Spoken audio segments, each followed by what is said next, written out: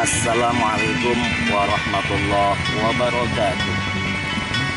Para pemirsa yang dirahmati Allah, kembali kali ini kami tim Mencari Tahu Sejarah Jamak Kapak Sancang akan kembali memberikan sedikit cerita.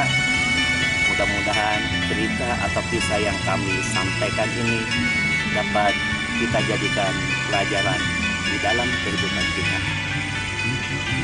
Pemirsa yang dirahmati Allah, ketahuilah di balik perjalanan amanah ilmu, lakon sebutir biji lada, kisah dari seorang ibu yang ditinggal mati oleh bayinya.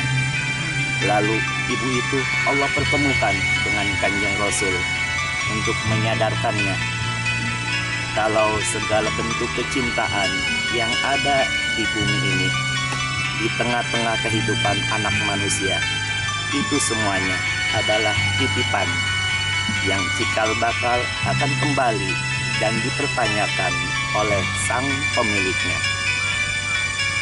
Artinya, Kanjeng Rasul pada saat itu memberikan pelajaran tentang rasa keikhlasan serta kesabaran kepada seorang ibu. Dan di akhir jalan lakon perjalanan amanah ilmu, Allah adakan pula cerita tentang seorang anak kecil yang baru menginjak usia genap 2,5 tahun. Dan anak kecil itu hidup di tengah-tengah kemiskinan bersama kedua orang tuanya di padang pasir yang tandus. Dan awal cerita itu ketika anak itu merasakan lapar serta haus, meminta kepada kedua orang tuanya untuk minum dan makan karena tak tahan menahan haus serta lapar perutnya. Lalu kedua orang tuanya mencarikan air serta pohon yang ada buahnya.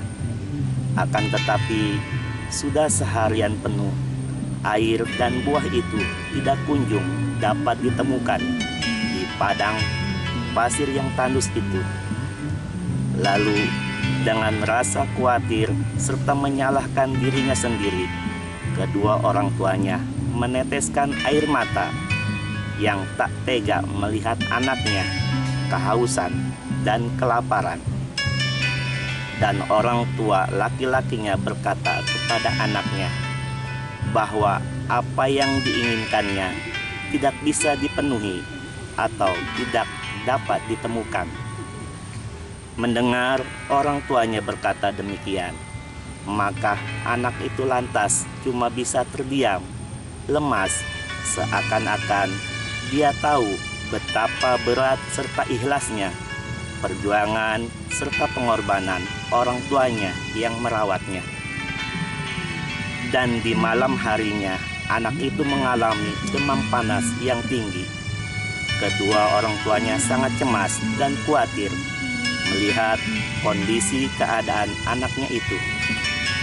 Dan di tengah-tengah tidurnya, anak itu terdengar ucapan kata kalimat, "Pak, aku cuma ingin makan buah. Buah dari balik kesabaran serta keikhlasan Bapak saja." Mendengar hal ucapan itu, kedua orang tuanya hanya bisa meneteskan air mata. Dan tetesan air mata ibunya jatuh tepat di bibir anak itu. Dan anaknya itu pun kembali berkata, "Allahumma sholli ala Muhammad wa ala ali Muhammad. Allahumma sholli ala ummat Muhammad wa ala ummat Muhammad."